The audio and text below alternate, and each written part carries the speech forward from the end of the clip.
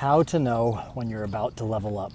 This video is about identifying when you're about to take the next step in your growth journey. We're going to talk about something called the ceiling of complexity. First time I ever heard that was from a mentor of mine. He was one of my financial advisors.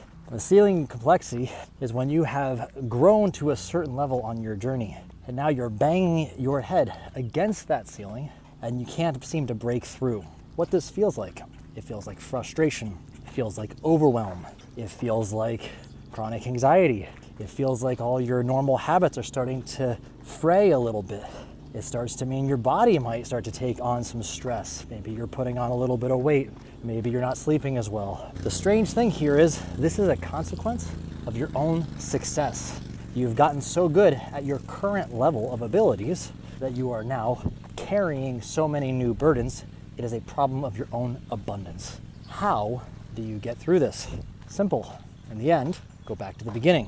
What this requires: humility.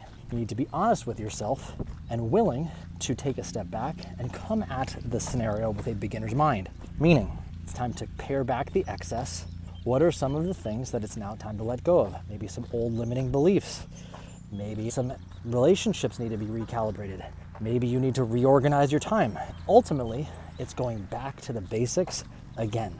The most successful people on the planet routinely practice and hone the simple fundamentals of life, whether it's time management, stress management, relationships, nutrition. It's all the same thing. Always go back to the basics. This is difficult because you feel like you have grown to a certain level, and it will feel like you're taking a step back. Wise people know to take one step back, to take two steps forward is the long-term solution. Or you will continue to bang your head against that ceiling and participate in your own stubbornness and the crash diet life cycle.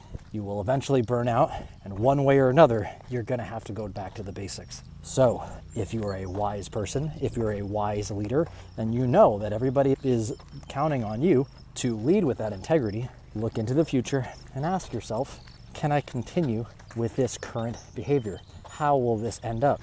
More than likely you'll realize, no, you cannot, and it will ultimately cause far more suffering than taking a small step back, recalibrating your life, reorganizing your time, and taking confident steps forward.